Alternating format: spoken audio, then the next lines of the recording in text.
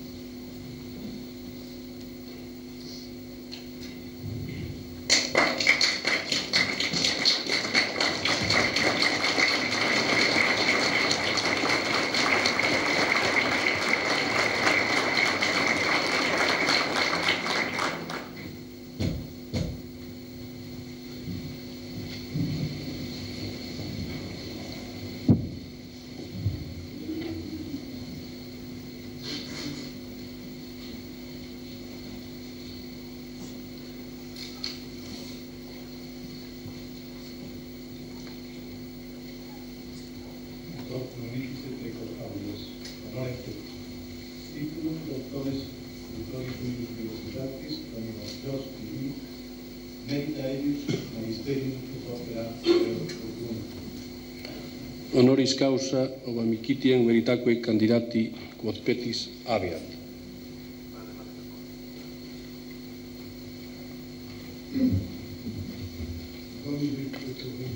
Do venia.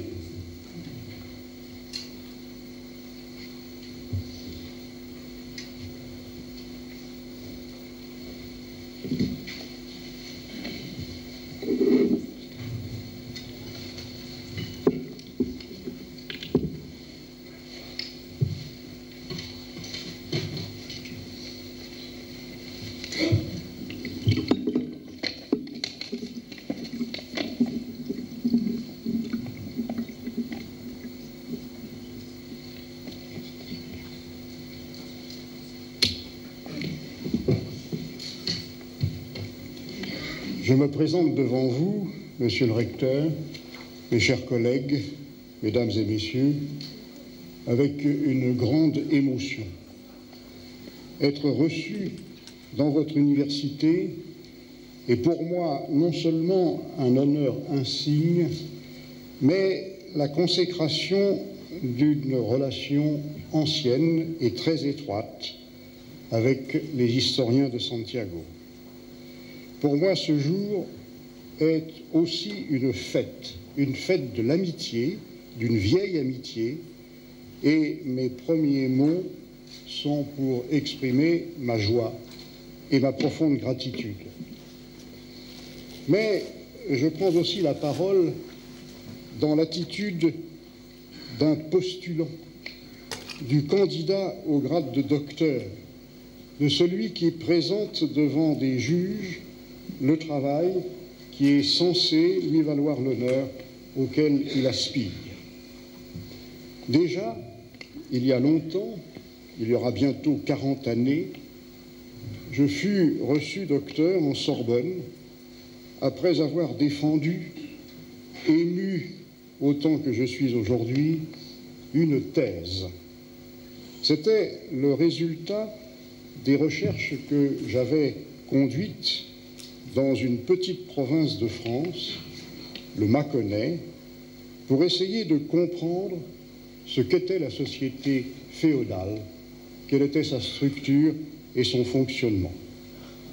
Comme je l'ai dit dans un livre récent, tout le développement des investigations que j'ai depuis lors poursuivies était déjà programmé dans ce premier ouvrage. Tout mon travail ultérieur procède en fait de cette thèse initiale. Parmi les ouvrages que j'ai publiés, il en est un que j'ai toujours considéré comme étant une autre thèse.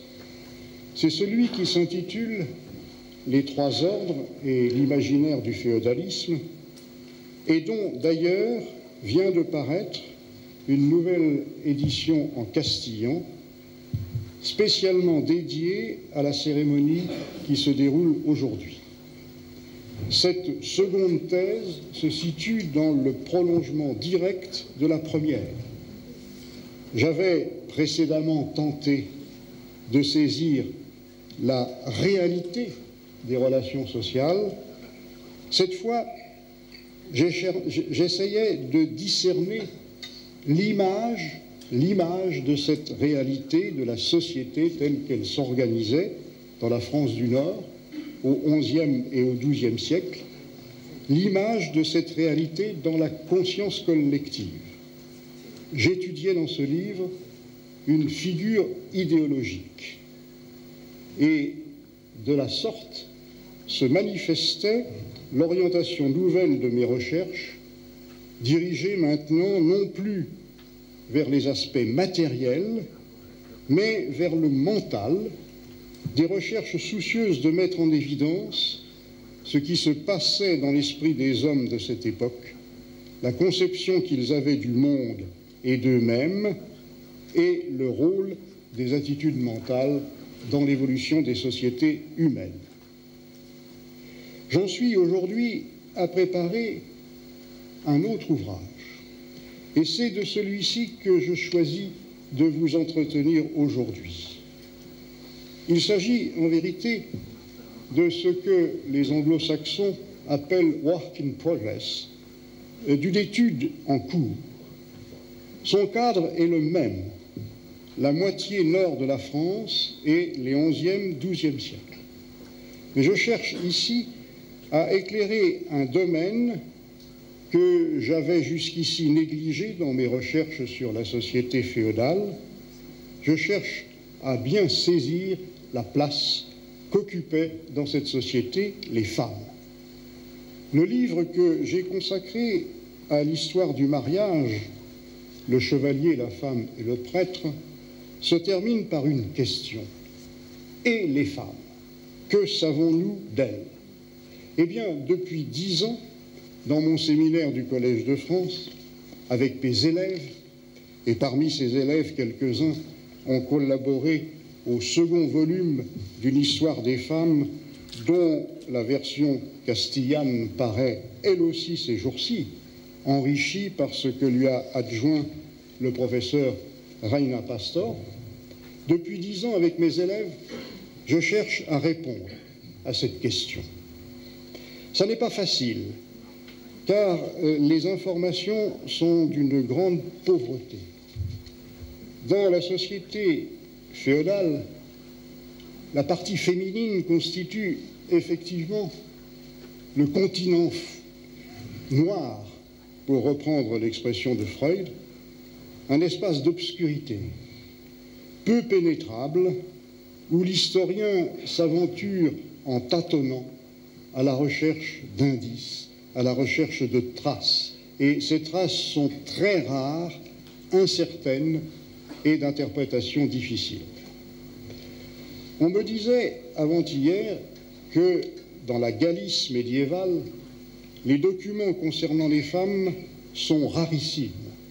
Des testaments, quelques mentions ici et là dans les cartulaires à propos de ces tractations qui se déroulaient entre familles avant le mariage. Eh bien, dans la France du Nord, l'historien est sans doute un peu mieux pourvu. Il peut puiser dans des chroniques, il peut puiser parmi les sources narratives qui sont beaucoup plus riches que dans l'Europe du Sud. Il peut aussi tirer parti de toute une littérature didactique, en particulier des sermons. Enfin, l'archéologie de la culture matérielle, dans ses développements récents et spectaculaires, livre quantité de vestiges qui montrent ce qu'était la vie des femmes de cette époque au jour le jour. Et pourtant, la moisson est très maigre.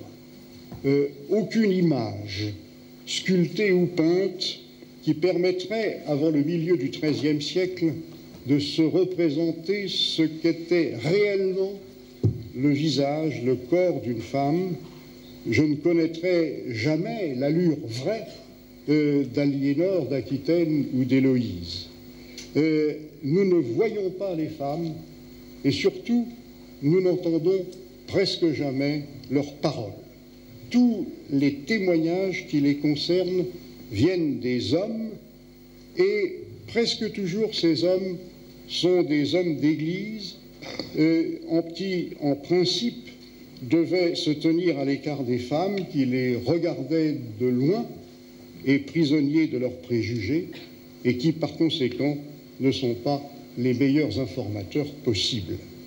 Tout ce que l'historien peut espérer, par conséquent, c'est reconstruire tant bien que mal l'idée que les hommes se faisaient alors des femmes, et il doit ensuite tenter, mais l'entreprise est beaucoup plus aventureuse, de reconnaître ce qui se cache sous cette idée.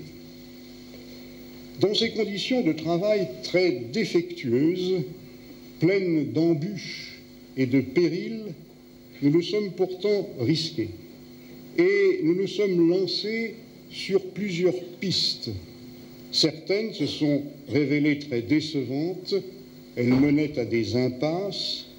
J'en évoquerai cependant deux qui sont fécondes parce que notre marche était ici guidée par des traces plus abondantes, celles que livrent deux corpus documentaires d'une exceptionnelle richesse.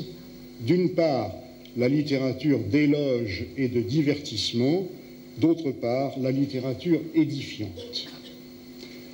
Les romans, les chansons, les récits composés au XIIe siècle en France pour des auditoires de chevaliers et les rares débris d'une littérature familiale, généalogique, écrite à la gloire de tel ou tel lignage aristocratique, ont le défaut de toutes les œuvres d'imagination.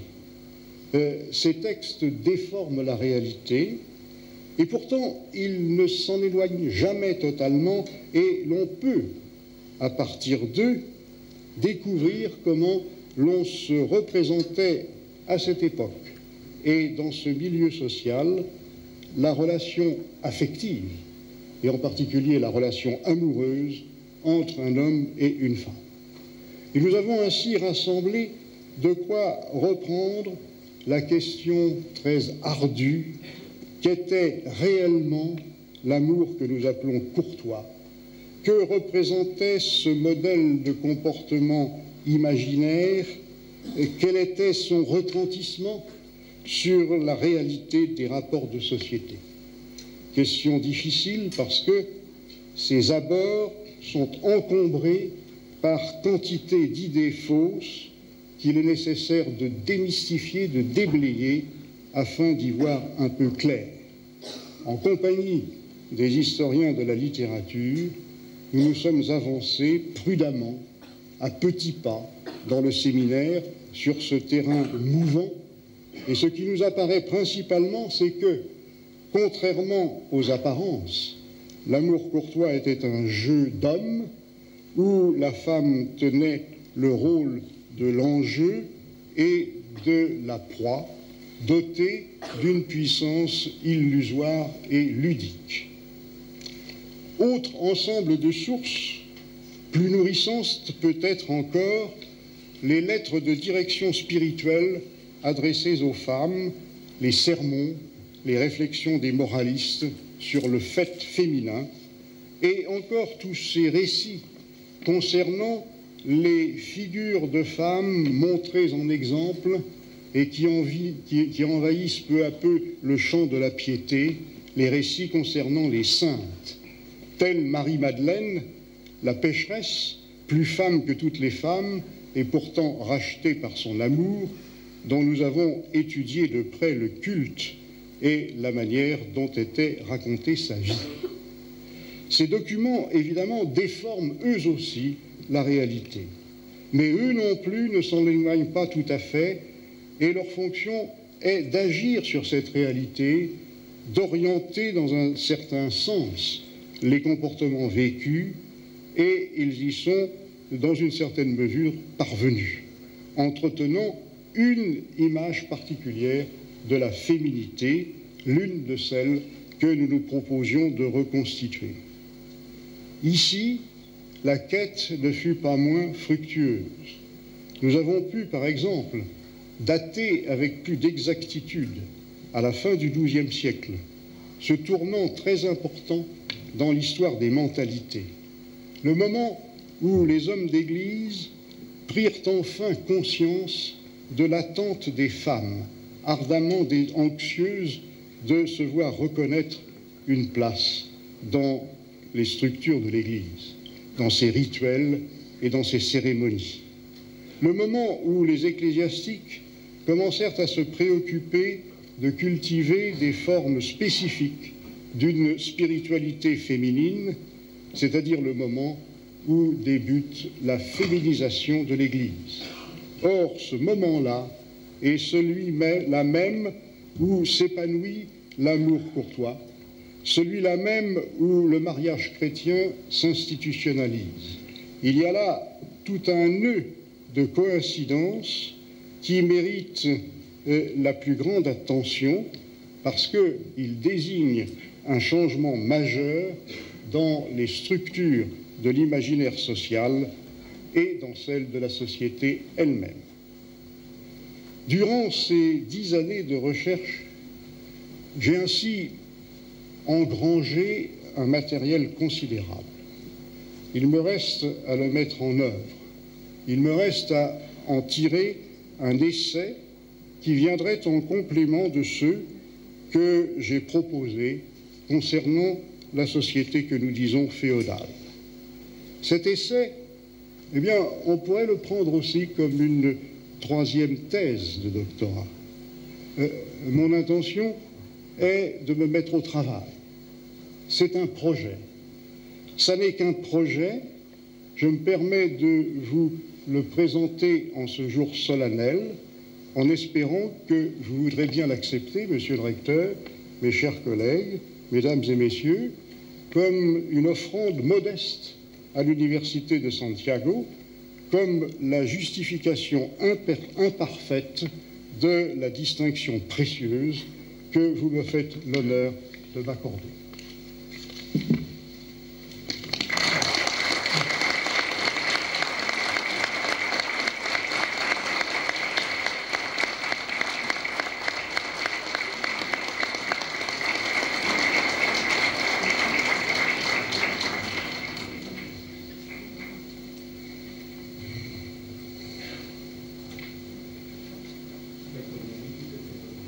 ¿Dónde venía?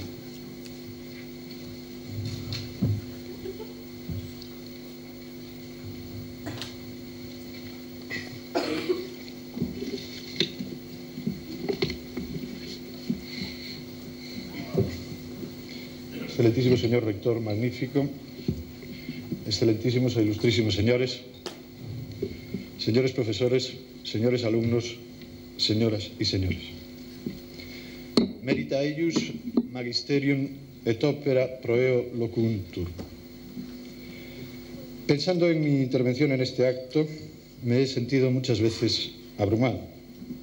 Sintetizar en un tiempo necesariamente breve la aportación de Georges Duby al conocimiento histórico de la Edad Media me parece una tarea extraordinariamente difícil y, en cualquier caso, lejos de mi alcance.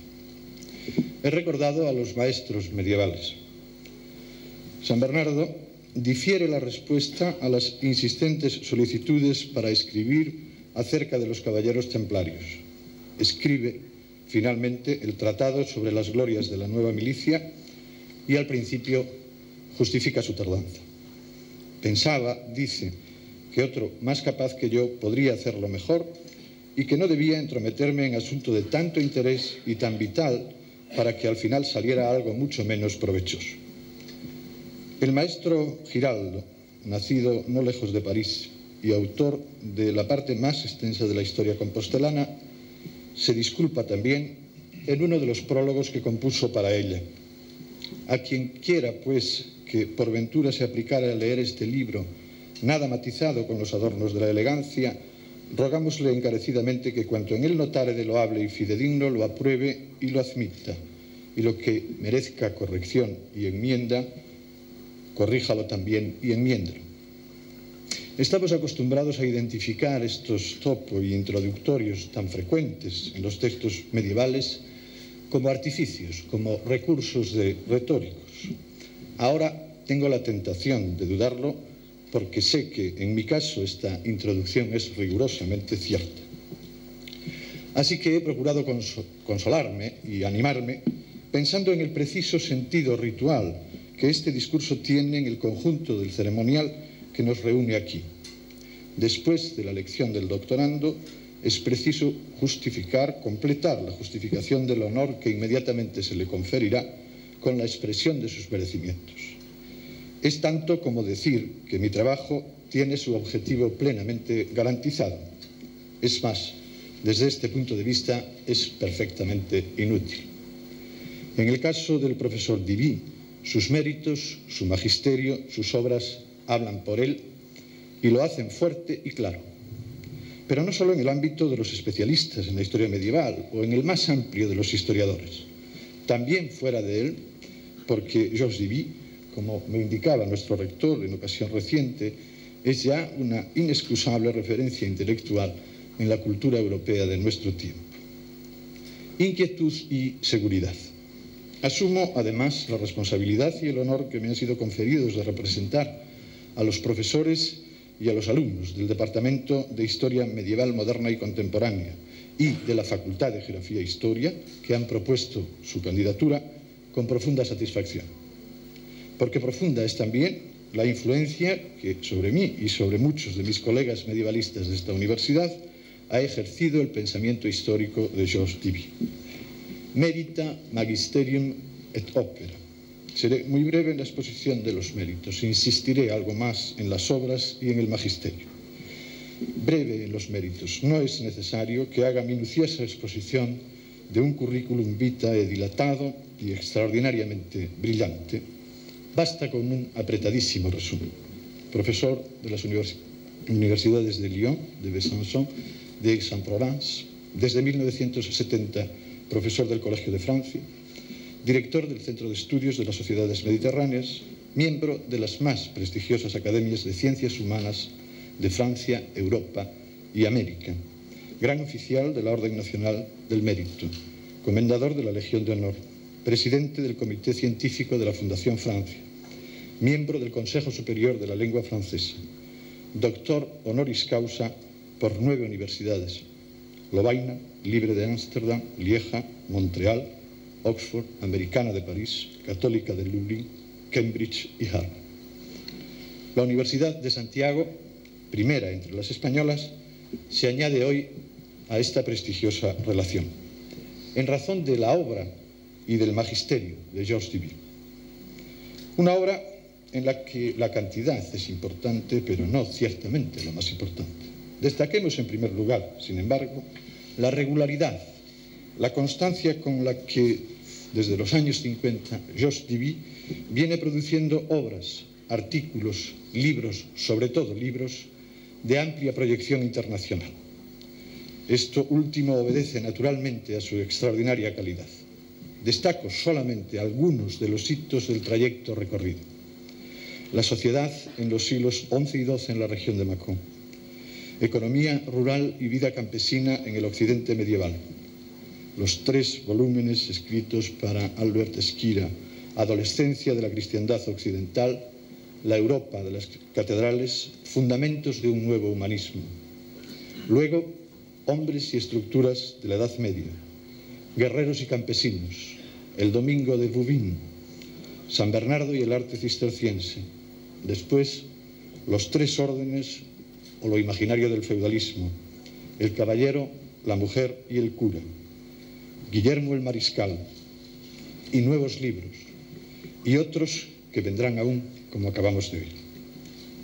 Títulos distintos, desde luego, temas diferentes, o más bien, variaciones progresivamente enriquecidas sobre un único tema. Hay algo en común entre el análisis regional y la reflexión sobre los sistemas ideológicos, el estudio del parentesco o el ritual de la muerte.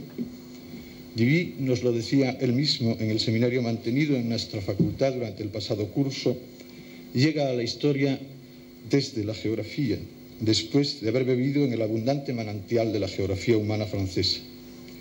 De ese impulso inicial que le conduce al estudio de la relación dialéctica entre los hombres y el territorio dependen, en buena medida, su tesis sobre el Mâconnais y la síntesis sobre la economía rural. Pero el objetivo es ya el del historiador: la comprensión y la explicación de la sociedad en un tiempo y en un espacio determinados.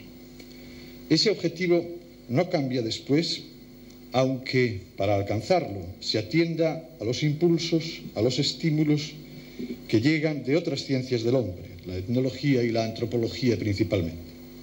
El resultado es la maduración, el enriquecimiento, pero siempre en el oficio propio, el del historiador. Con frecuencia se contrapone al Diví interesado por la economía, por los fundamentos materiales, con el Diví preocupado por la mentalidad colectiva.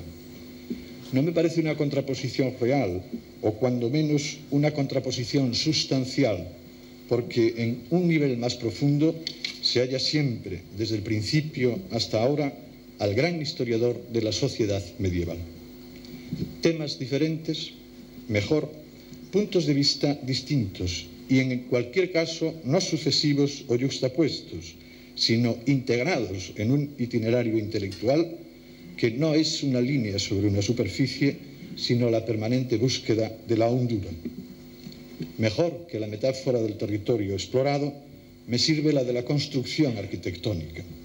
El edificio contemplado en primer lugar desde fuera, para comprobar su perfil, sus dimensiones, su estructura, sus volúmenes, su equilibrio, pero luego examinado por dentro, con su propia luz, para conocer niveles, espacios, estancias, decorados, funciones y relaciones. El edificio es, claro está, la Edad Media en sus siglos centrales. Es imposible glosar aquí la obra de Diví, ni siquiera algunos de sus títulos más conocidos, pero porque me parece altamente significativo y porque acaba de publicarse su reedición en castellano precisamente conmemorativa de este acto, escojo para un breve comentario los tres órdenes o lo imaginario del feudalismo, este clásico de la historiografía medieval que conserva intacta su juventud. La obra que plantea y resuelve el difícil problema de la integración de lo mental en la explicación histórica. Libro complejo que, en primer lugar, admite lecturas diferentes. Su autor lo presenta como un ensayo y ocurre de la misma manera con otros libros de Georges Diví. También este acepta ese nivel de comprensión, seguramente querido y buscado por el autor, porque no tiene sentido que la historia se escriba solo para historiadores. Romper la barrera de ese círculo reducido es el primer éxito de este y de otros estudios suyos. Desde ese punto de vista, el lector de historia no historiador encontrará aquí un texto que, usando a fondo los recursos del lenguaje, le ofrece una visión de la Edad Media rica, matizada, capaz de alejarle de las simplificaciones y de los tópicos con que la historia medieval transita con frecuencia en la mentalidad colectiva de hoy. Este texto admite, sin embargo, otras lecturas, porque no es una obra de divulgación, o no lo es en el sentido que habitualmente damos a esta palabra. Es una obra de investigación de primera mano. Por eso interesa a los historiadores, a los especialistas, y requiere a ese respecto una lectura más profunda. Es en ese nivel específico donde pueden encontrarse en los tres órdenes argumentos sólidos, claves eficaces para seguir avanzando con mirada siempre crítica, capaz de detectar los peligros y de sortearlos en el intento de comprender la historia, incluyendo lo real pensado en el conjunto de lo real vivido. ¿De qué trata este libro? Obsérvese a este respecto el título de uno de sus capítulos, La Revolución Feudal. Ocupa casi con precisión matemática las páginas centrales. Me parece que ese lugar central es no solo físico, es también conceptual. Ese tema, renovado, activo, polémico, ampliamente estudiado por el propio Georges Duby, es un tema de historia. Es el intento de esclarecer una transformación profunda de las relaciones sociales que se ha convertido en una cuestión central de la investigación y de la discusión de los medievalistas y que ha modificado la consideración del periodo comprendido entre los siglos X y XII en la secuencia evolutiva de la Edad Media. La iluminación, con la luz proyectada desde la investigación de la ideología, de ese problema inequívocamente histórico, me parece el objetivo último de esta investigación, el nudo en que se atan las tramas con que se teje, la pregunta que engloba y explica las muchas preguntas formuladas en él. Es ese, desde el principio, el punto de partida de la investigación, el lugar en el que se inserta firmemente la mentalidad en la historia. Y el método aplicado en la respuesta a las preguntas planteadas es también inequívocamente el del historiador. No importa que la representación tripartita del orden social, el argumento principal de este libro, sea una estructura profunda, una permanencia, tal como la ha presentado Georges Dumézil en los pueblos de tradición indoeuropea. Al historiador le interesan las emergencias, las manifestaciones, las utilizaciones, el recurso a la estructura profunda para la elaboración de un sistema ideológico concreto. Aplica entonces su propio método sólidamente sujeto a tres anclajes básicos: el espacio, los textos, el tiempo. El espacio. Al presentar el campo de investigación, Georges Duby se refiere al espacio para limitar Francia y más exactamente el norte de Francia. Limitación, pero no delimitación. En el estudio de los fenómenos mentales, la fijación del espacio no puede hacerse de la misma manera que cuando se estudian otros fenómenos históricos. La cultura es comunicación, movimiento de ideas y de personas. Este libro se apoya en libros escritos por autores que, a su vez, leyeron otros libros, antes de que pudieran ser consultados en las bibliotecas catedralicias o monásticas, donde trabajaron los constructores de los sistemas ideológicos que se estudian, hicieron largos viajes. De este modo, al examinar la procedencia de los materiales incorporados a la ideología de los tres órdenes, la investigación desborda el ámbito espacial escogido. Lo desborda también cuando confronta ese sistema ideológico con otros sistemas ideológicos diferentes y rivales. Por este doble camino, Inglaterra, Francia meridional entran en el espacio iluminado y los destellos alcanzan también Italia, Germania o los reinos ibéricos. Son las razones por las que en la fijación espacial conviene, mejor que el concepto de región, el de área o de formación cultural empleado por el autor.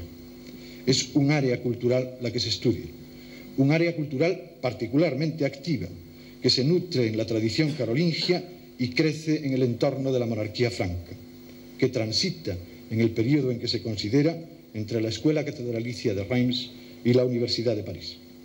Un área que actúa, sin duda, desde una posición central en el seno de un ámbito cultural y social más amplio, el de la cristiandad latina. También por esta razón los resultados de la investigación tienen una amplia proyección espacial, pero no son directamente extrapolables a otras áreas culturales. De ahí provienen del anclaje espacial muchos de los fuertes estímulos de la obra de Georges Duby para continuar la tarea, para explorar otras áreas culturales, para buscar nuevas interconexiones. Los textos. Este libro se elabora con la escritura, con los textos escritos. Asombra, en primer lugar, la erudición de Georges Duby, la amplitud y la diversidad de los textos examinados. Este anclaje también es sólido. Pero no basta la erudición, no basta el rastreo minucioso. El oficio de historiador exige interpretar los testimonios y esta es la tarea fundamental, aquella a la que Georges Duby dedica su extraordinaria energía de historiador. Tarea siempre delicada, pero muy especialmente cuando el dominio que se explora es el de la ideología, cuyas creaciones no son descripciones de la realidad, sino interpretaciones interesadas, destinadas a su vez a controlar y a dominar la realidad. Es necesario, por tanto, desmitificar. El primer procedimiento para hacerlo es la contextualización. No se trata solamente de fijar la vista en las referencias textuales a la división tripartita de la sociedad. Es preciso, además, leerlas en el texto de que forman parte con el fin de reconstruir el sistema ideológico en que se integran y, a partir de ahí, conocer en profundidad de qué manera interpretan los acontecimientos sociales y de qué modo se proponen encauzarlos, ordenarlos, dirigirlos. La riqueza de las páginas de este libro se debe, en buena medida, al rigor con que ha sido conducida esta labor fundamental, gracias a la cual se conocen los diagnósticos que formulan los sistemas ideológicos y los tratamientos que recetan. El contexto en sentido literal. El segundo procedimiento con el que se completa la interpretación es el contexto en sentido figurado, el examen de lo real vivido.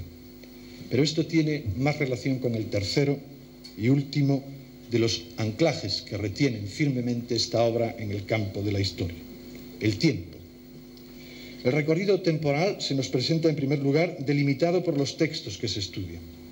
Sus hitos extremos son los que escribieron o hicieron escribir Gerardo de Cambrea y Adalberón de Laon a comienzos del siglo XI y el que escribió a principios del XIII Guillermo el Bretón. Pero esos textos se explican en su contexto histórico, de manera que la investigación se desarrolla también entre dos hitos históricos. Comienza con la decadencia de la monarquía franca en el tiempo de Roberto el Piadoso y concluye con el fortalecimiento de la monarquía francesa de Felipe Augusto en Bouvines. Es decir, recorre el tiempo que media entre las ruinas de la construcción carolingia y la edificación nuevamente sólida de la monarquía feudal. En medio, ya lo hemos dicho, está un profundo cambio social. Una de las partes del libro, con el título de Circunstancias, está expresamente dedicada a la confrontación de las creaciones ideológicas con las realidades sociales en las que surgen. Pero en realidad esta confrontación es una permanencia a lo largo de sus páginas. Los textos son continuamente contextualizados y explicados en función de esa contextualización histórica. El esquema de la tripartición social surge a comienzos del siglo XI en el norte de Francia como consecuencia de la percepción por parte de los obispos que recurrieron a él del desorden, de la inestabilidad social. Frente a las manifestaciones heréticas y al movimiento de la paz de Dios, reacciones a su vez contra el desorden, la voz de los obispos se alza contra la amenaza que se cierne sobre una jerarquía social que consideran indispensable. Su sistema ideológico persigue el sometimiento del campesinado, pero también el de los guerreros, las dos funciones sociales, al orden de lo sagrado, al que pertenecen los obispos y el rey. Soluciones que, sin embargo, pertenecen a otro tiempo, a la ordenación carolingia, que los cambios contra los que se lucha relegan definitivamente al pasado. Tal vez por eso se explica el eclipse posterior de la ideología tripartita, puesto que se corresponde exactamente con el eclipse de la realeza de los capetos y de la institución episcopal indisociablemente unida a ella. Después de 1030 son los monjes los que hablan. El éxito, la expansión de los cluniacenses, su alianza con el papado gregoriano, el ideal de la cruzada, dan lugar a sistemas ideológicos en los que los monjes y los clérigos, situándose por encima, son los perfectos, aspiran a ordenar la sociedad y lo hacen consolidando las estructuras señoriales en que ellos mismos se apoyan. La reaparición en el siglo XII de la visión tripartita del orden social es un nuevo punto de partida, porque la distancia con respecto a la formulación anterior es grande. La primera nacía contra las manifestaciones principales del cambio social, para dominarlas, pero en buena medida negándolas. La resurgencia, por el contrario, es posterior a la transformación social, recoge los resultados y busca consolidar la posición de sus beneficiarios. La caballería, ahora sí, aparece en primer lugar, rodeando al príncipe y subrayando y reforzando la barrera que la separa de los otros, de los que no son nobles, de los villanos. En la representación del orden social que se crea en el entorno de los Plantagenet, los clérigos, es claro, están también por encima de esa barrera, pero han pasado a un discreto segundo plano. En las escuelas parisinas, sin embargo, la ideología tripartita sigue siendo rechazada. No es útil para un análisis riguroso de la realidad social que pretende dar más exacta cuenta de las novedades que se imponen. Un análisis que se hace desde dentro del marco urbano. La última reaparición de la ideología de los tres órdenes, antes de su institucionalización en los tres estados, vuelve a cambiar, una vez más, al contacto con la realidad histórica. La ideología tripartita sobre la que se asienta la monarquía capeta fortalecida incorpora a los tres órdenes junto a los caballeros y a los clérigos a los ricos de la ciudad. La barrera fundamental está ahora por debajo. Es la que separa, la que deja fuera a los pobres, a los trabajadores, a los campesinos. Pero es mejor no resumir. La riqueza de este libro hace difícil e inútil esa tarea. He pretendido solamente insistir en la atadura temporal de esa investigación para completar la referencia a sus sólidas apoyaturas metodológicas. Después queda la maestría con que ha sido llevada a cabo desde el principio hasta el final. Solo se descubre con la lectura, con la relectura de este libro. Los tres órdenes o lo imaginario del feudalismo es una aproximación profundamente renovadora a la Edad Media, un firme baluarte contra cualquier tentación de banalizar la investigación de la mentalidad, un clásico en plenitud de vida. He escogido un ejemplo, pero toda la obra de Georges Duby depende de los mismos presupuestos metodológicos. Abandonado el viejo sueño romántico de la reconstrucción del pasado, la historia desarrolla en la interpretación de los testimonios que de él han quedado un método riguroso que en el fondo se sostiene, como el propio Duby ha dicho, en el rigor ético. Y esa es también la virtualidad, la utilidad última de la historia. Su práctica, su enseñanza, la lectura de los libros de historia contribuye a formar a personas capaces de someter las informaciones por las que son bombardeadas a un análisis lúcido, capaces de leer el presente de manera menos ingenua, de comprender, por la experiencia de las sociedades del pasado, cómo los elementos de una cultura, de una formación social, actúan unos en relación con otros. Estas son, en el fondo, las virtudes de la obra de Georges Duby y las de su magisterio. Desarrollado en su condición de maestro universitario, de director de seminarios, de impulsor de muy importantes empresas colectivas, sin pretensión de agotar las referencias, destaco historia de Francia, historia de la Francia rural, familia y parentesco, historia de la vida privada, historia de la mujer. Pero esta cualidad de maestro, de enseñante, de impulsor, está también en sus libros, esencialmente abiertos, escritos en un hermoso lenguaje, puesto siempre al servicio de la claridad. Por esta capacidad de invitar, de incitar a la participación, además de por su primerísima calidad, estos libros atrajeron inmediatamente la atención de los universitarios de los años 60 y 70 que, en esta y en otras facultades de letras del país, iniciaban ilusionados la exploración de territorios hasta entonces poco tratados por la historiografía española. En ese marco descubrimos a Georges Duby y La sociedad de Macón, Economía rural, Hombres y estructuras, guerreros y campesinos estuvieron entre nuestros libros de cabecera. Después vino el conocimiento personal y la recepción directa de su enseñanza con ocasión de su primera visita a esta universidad en 1978. Inmediatamente antes de la publicación, ese mismo año, de los tres órdenes. Fue el tema de su primera lección aquí. En ella afirmó con claridad que, junto a los fundamentos materiales, había otro ámbito que, en la misma condición de soporte imprescindible, reclamaba la atención de los historiadores, el de los fundamentos mentales. Recuerdo bien su frase final. Las representaciones mentales no solo reflejan la sociedad, la conducen también. Y quedaba abierta la posibilidad, la exigencia de acercarse a la comprensión de los testimonios de la Edad Media por el descubrimiento de las categorías de pensamiento con que habían sido elaborados. Aprendimos bien que era preciso seguir atentos al magisterio de Georges Duby, reforzado después con la lectura de cada nuevo libro y de manera directa con nuevas y recientes participaciones personales como profesor invitado de esta universidad. Y el vínculo que hoy adquiere con nuestra universidad será un nuevo estímulo para continuar aprovechando su magisterio en el futuro. La historia, esa forma peculiar del conocimiento humano, la hacen los historiadores. La mejor historia la hacen los mejores historiadores. Por esa razón, los historiadores medievalistas y en general cuantos se interesan por esa peculiar forma del conocimiento humano han contraído con el profesor Duby una deuda que no es posible pagar.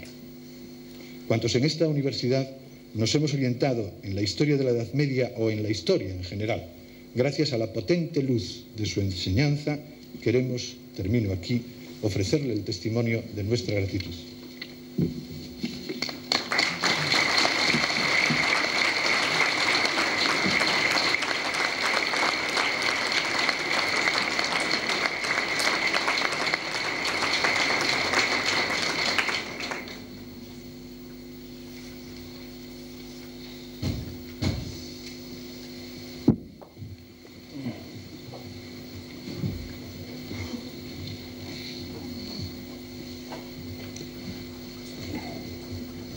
autoritate igitur mi concessa legibus regni, tibi domino George Divi confero gradum doctoris honoris causa in historia e con mito preclaro domino Ermelindo Portela, patrono tuo, ut te insinibus doctoralibus decore.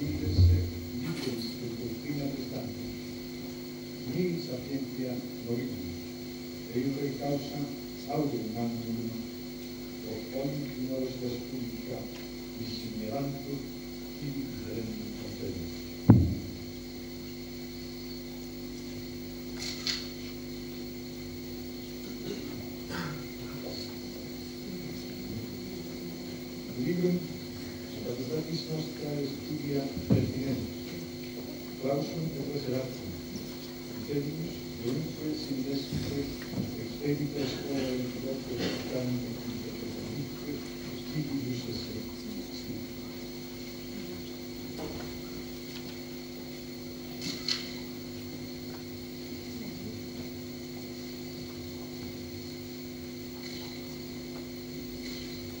Severas, sapientia Cartula, Inge, Academia, Regno, Doctio,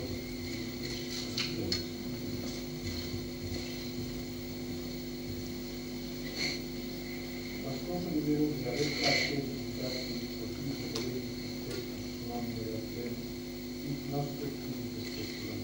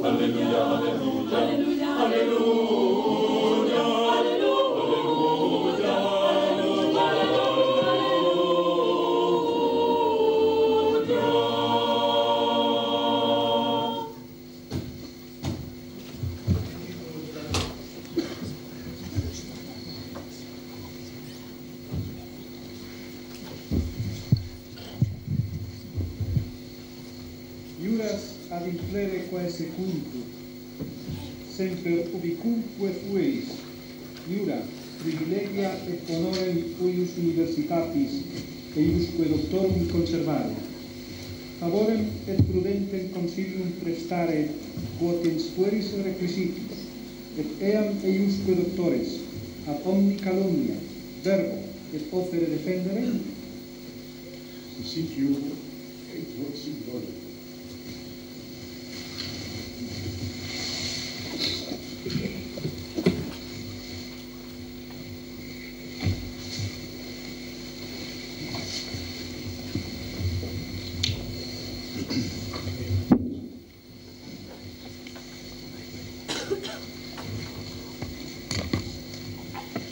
Egregie vir Domine Dios Divi, te admito et incorporo in collegium doctorum universitatis Compostelae cum omnibus honoribus, libertatibus, essentionnibus et privilegis quibus gaudem, et possum gaudere ali simili doctores in Compostelano studio et ubicunque terrarum in orbe.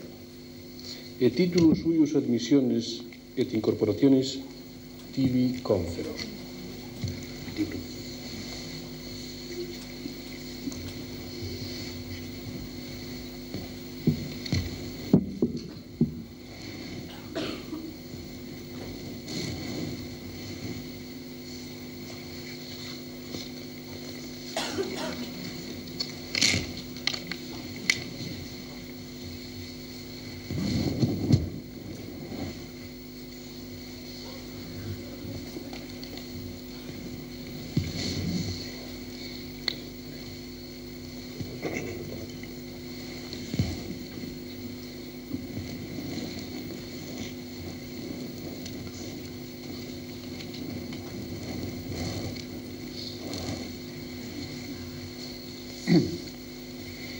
Ego tibi omnibusque doctoribus, gratias quam plurimas, libantissime ago.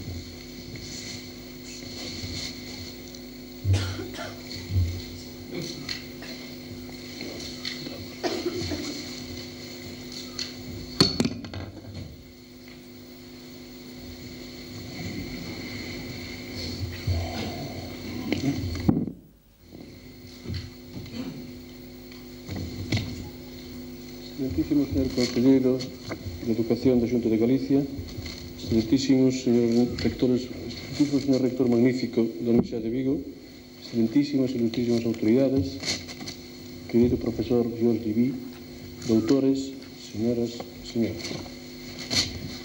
Investido xa como doutor desta universidade polos méritos e honores que concurren na vosa persoa, compráceme, profesor Divi, darlle a benvida máis cordial e calurosa ao noso claustro de doutores. A solemnidade do acto que estamos a celebrar, eficaz a súa fasquía litúrxica, son a obrigada contribución que, aínda nos tempos de hoxe, debemos render á tradición medieval e levemente eclesial que adorna a propia institución universitaria. Pero as formas non nos deben levar a engaño. O que estamos a celebrar non é a ceremonia de iniciación dun neófito no foro do saber, senón todo o contrario. A exaltación do sabio que xenerosamente accede a formar parte desta corporación e donarlle o galano do seu prestixio intelectual, do seu magisterio universalmente reconhecido, da súa capacidade de interpretar á luz do estudio do pasado a cultura do noso tempo. As miñas obrigadas palabras de benvida non son, pois, unha fórmula de cortesía, nen a expresión formal de aceptación da vosa presencia nesta universidade. Pola contra, queren e deben ser palabras de gratitude, porque coa vosa incorporación ao elenco de doutores honoris causa desta universidade, estamos a nos apropiar dunha biografía intelectual extraordinaria, ironías do destino con quen gosta de recoñecer que en Italia e na España onde se sinte chez moi, isto é, como na súa casa. Espero que a partir de hoxe esa familiaridade se vexa acrecentada. Certamente, a súa presencia nesta universidade é moi bella. Libros da súa autoría como Economía Rural, Guerreiros e Campesinos ou Os Tres Ordes formaron xeracións enteiras de historiadores e non só medievalistas. O profesor Divi, co seu magisterio en lontananza ou coas súas presencias en Compostela, constituye un referente fundamental para explicar os camiños seguidos pola investigación histórica na Universidade de Santiago nos últimos 25 anos. Era, pois, de xusticia recoñecer simbólicamente esta presencia intelectual entre nós, do profesor Divi, sendo, como é tamén, a primeira vez que esta centenaria universidade escolle un historiador como doutor honoris causa. A escolla, non por ser obvia, foi menos acertada. O padriño nesta ceremonia, profesor Hermelindo Portela, resumeu nas súas atinadas palabras o cerne da obra e do magisterio do profesor Divi facendo máis fincapé na bondade das súas contribucións científicas do que nos méritos e honores que, sin dúbida, adornan o noso homenaxeado. Acredito na súa análise e faigo miñas as súas valoracións, pero ficais sexa oportuno a chegar a algunhas reflexións suplementarias sobre o alcance e significado desta distinción honorífica hoxe concedida, na que se me permitirá botar man de algunhas apreciacións persoais derivadas da miña propia formación como historiador nesta universidade. A primeira reflexión remita á propia biografía científica do profesor Diví, na que o valor específico de toda obra individual se lle engaden as influencias intelectuais máis ricaces e o magisterio de grandes figuras. Pois, efectivamente, hoxe non só recoñecemos e honramos a este profesor, senón que me atrevo a dicir que na súa persoa tamén estamos a honrar a toda unha tradición cultural francesa que ten no cultivo da historia e no gosto polo estudo do pasado un elemento central na configuración da posición de Francia no mundo. É ben coñecida a influencia que a denominada Escola dos Annales ten exercido nas décadas centrais deste século en moitos países europeos, e a esta tendencia non foi allea desde fins dos anos 60 á Universidade de Santiago, baixa entusiasta batuta de profesores como Eira Roel ou García de Cortázar, que nos familiarizaron a varias promocións de historiadores coa obra de autores como Marc Bloch, Lucien Febvre, Labrousse, Jacques Le Goff e, naturalmente, Georges Duby. O acto de hoxe ven cerrar un ciclo dun cuarto de século. A segunda reflexión atinxe a peculiar evolución da obra do profesor Duby, que ben pode ser considerada como un feliz indicador das mudanzas e tentativas feitas pola historiografía francesa da posguerra.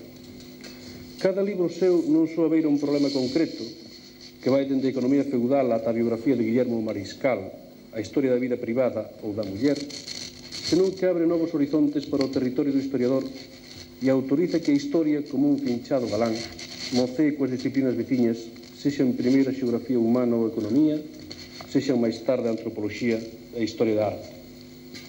Do inicial rigor propio da École de Chartres, foi derivando paseniñamente cara á concepción do labor do historiador como un narrador, como un comunicador, un mediador entre os tempos pasados e os leitores actuais. Tamén aquí emerxe unha poderosa tradición intelectual francesa que arranca do romantismo, na que a historia é a suma de saberes certos e de paixóns persoais, na que a identificación simpática do historiador co obxecto de estudio pon en cuarentena o vello problema da obxectividade. Este cambio de rumbo explica, sen dúbida, modos de difusión do saber histórico que tamén, no caso de Duby, resultan paradigmáticos. O relato histórico deixou de ser patrimonio de expertos e colegas para incorporarse aos mass media que caracterizan a sociedade actual de comunicación de masas. A recuperación do acontecemento como obxecto histórico, o coidado extraordinario da narración, o recurso a textos literarios e artísticos e a presencia da historia na radio e televisión, pero conducida por historiadores profesionais, abriu un campo a denominada historia mediática da que Duby constitui o mellor expoñente. Non estamos a honrar, pois, a un historiador que escribe para minorías selectas, senón tamén a quen consegue participar activamente na construción dun universo cultural de referente histórico. E non quixera rematar esta breve salutación do novo doutor sen me referir á coincidencia feliz da dimensión da obra intelectual de Duby coa posición e significado da propia Universidade Compostelana e da súa ubicación no fin dun camiño cultural de fasquía e configuración tan claramente medievais.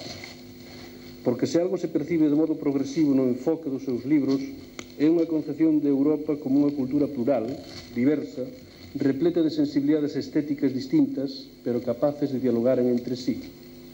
Que mellor mensaxe para estes días de ogano nos que o empeño pola construción dunha comunidade política europea non debe repetir vellos erros de homoxenización cultural e de persecución de identidades diferenciadas.